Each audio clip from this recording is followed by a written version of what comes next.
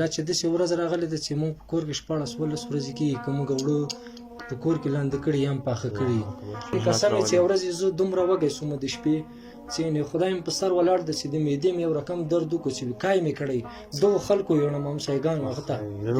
یولګې نه قسم د وړی یم دغه ته د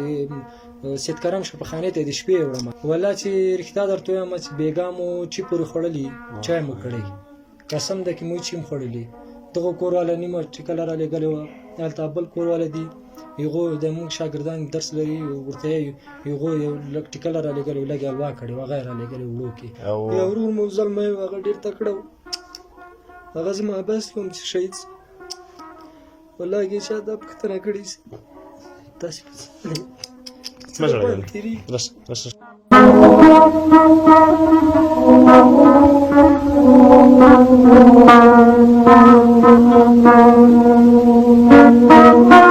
رحیم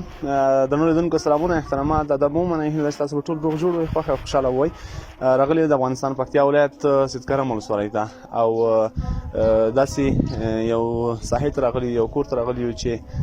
د خلکو په وینا یا د ځینو دوستانو په وینا چې نهایت زیات په غربت کې دي دا چې د دوی ژوند څنګه دی او له څه ډول حالات سره مخ دي غواړم چې د دوی کور ته لاړ شم او د دوی کوټې ته ورشم او د دوی حالات له تاسو سره شریک کړم تاسو یو کار وکړئ ویډیو مخ ته شیر کړئ تر څو تر بااحساسه ورونه ورسیږي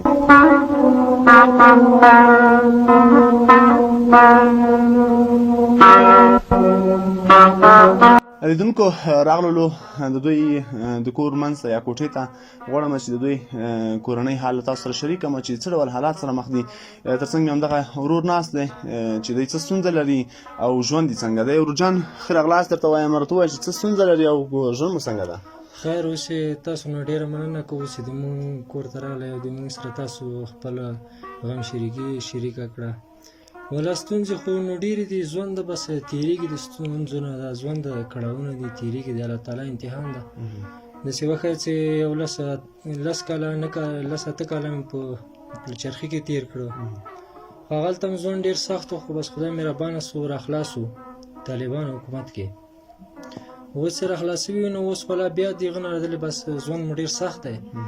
نه لرګي شته نه کور کې خرڅ خوراک شته نه پیسې شته د څو ورځې مخکې د وړه جلکۍ ماشومه مریضه ولاړو کلینیک ته نو هغلته ډاکټرانو وویل ستاسو ته وینه په کار ده دوا موا په حساب کتاب ما ورته موږ پیسې نه لرو چې پیسې نه لرئ دلته تاسې مشکل نه حل کېږي نو هغه 200 روپیو دوا یې لیکلې وه هغه د 2 روپۍ ما سه 1 روپۍ هم نه وه بیا دلته موږ یو همسایه و هغه نه هم پیسې راکرس کړې هغه 500 روپیو دوا هم راواخېسته د ماشوم پیدا شو بیا وینې ضرورت و نوره دوا وه نو خو ډېر وګرځېدم چا ماته وینه نه راکوله نو خو اوس هم کور کې مریضان دي مشکلات پېښ شوي دي نو بس دغه د موږ ژوند زندګي ده چې دا وړه جلکۍ د ماشومه اوس هم د یخنۍ نه مریضه ده دغه کوټه تاسو وینئ د حالات وینئ نه لرګي شته چې توخانه ورته واچو ډاکټرانو ویلې دا ګرمه وساته پرون تللم ګردیز ته مې وجود کې به دوا راوړم هغه چې ورغلم ویلې موږ قرض نه کوو دوا نشته بیا لاړم یو ملا ته ملا ما ته دمونه راکړي څاښتونه چې دا څاښتونه ورکړه دې سره به ټیک شي د جلکۍ نو خو دغسې ژوند د کړاوونو د بس تېرېږي پوه شې د الله تعالی امتحان دی په موږ باندې راغلی والله چې داسې ورځ راغلې ده چې موږ په کور کې 14-15 ورځې کېږي که موږ وړو په کور کې لاندې کړي یم پاخه کړي والله کې موږ را ترکاري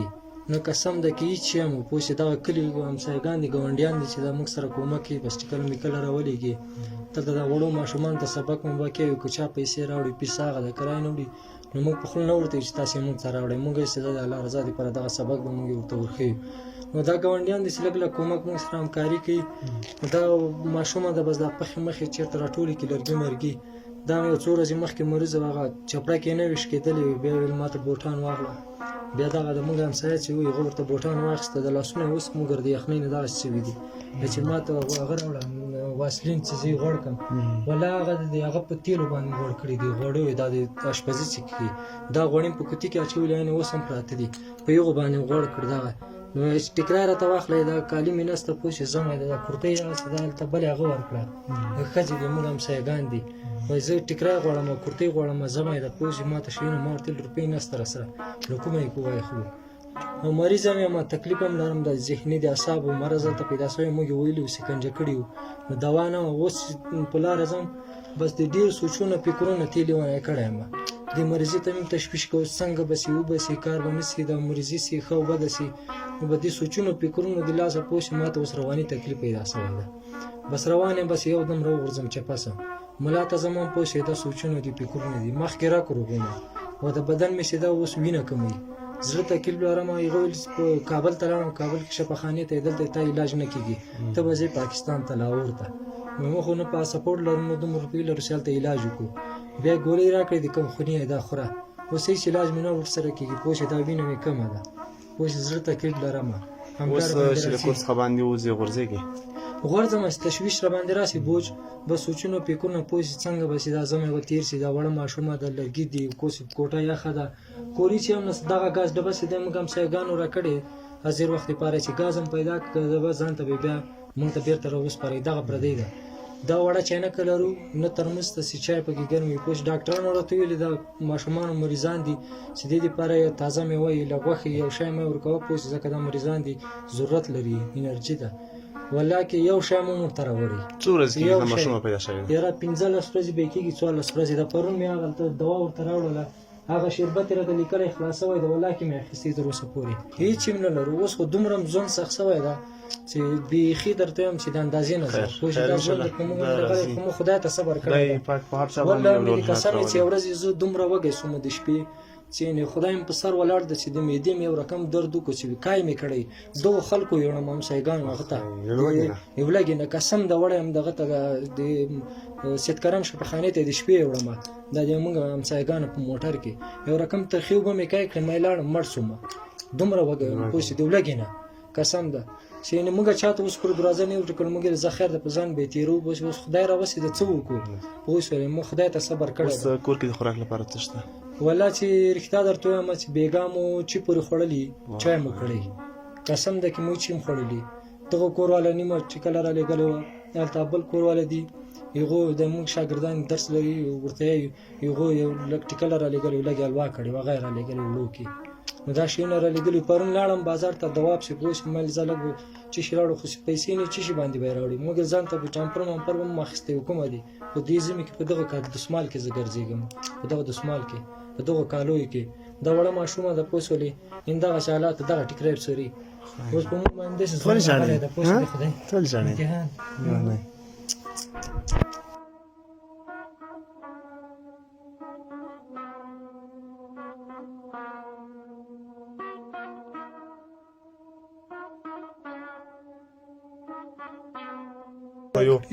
موږ ژوندي یو زموږ به احساسه وروڼه ژوندي دي او یو ورور مو زلمی و هغه ډېر تکړه و هغه زما بس کوم چې شهید شو والله کې چا دا پوښتنه کړې شي تاسې مه ژاړه بس مه ژاړه مه ژاړه ها دا ورور مو ډېر تکړه ډېر ښه خواري که خو کار ماري که زما بس کې هم د واړه ماړه به یې ساتل هغه لاړو بس تورو خاورو وخوړ والله کې اوس موږ خپل پوښتنه کړې ستراسه دلته موږ به اساس ورونو تاسو دې حالات ولدله تقریبا 10-15 ورځې کېږي چې یو کوچني ماشوم په کور کې پیدا شوی ده دوی سره حتی هغه لومړنۍ دوا او پیسې هم نشته چې هغه د خپلې کوچني ماشومې لپاره راوړي تاسو دغه ماشوم ولدله چې په سرو سترګو ژاړي دغه کاکا مو هم ولده په دې یخ کې یعنې دوی د لاس د غوړولو لپاره وسلین هم نه درلودل نو بالکل دا چاودي لاسونه او په دې یخ کې خو لله الحمد د یو با اساسه ورونو مرسته مې رارسولې ده ورته دا چې زموږ سره یو ورور له امریکا څخه د دوه کورنیو لپاره د خوراکي توکو مرسته راوړله عاجله کې موږ هم راغللو د دې کورنۍ لپاره مو یو بجې وړه همداسې غوړي وریژې لوبیا مکروني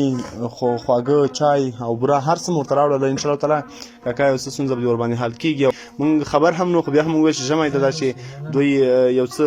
کار یې وشي انشاءالله موږ به احساسه ورونه د هغوی حتما همکاري سره کوي څه پیغام ورته لري او دوی ورور ته څه پیغام لري بس پیغام دا پیغام ده چې بس دوی د موږ پوښتنه وکړه موږ سره همکاري وکړه الله دې دوی سره کومک کړي الله دې دوی ته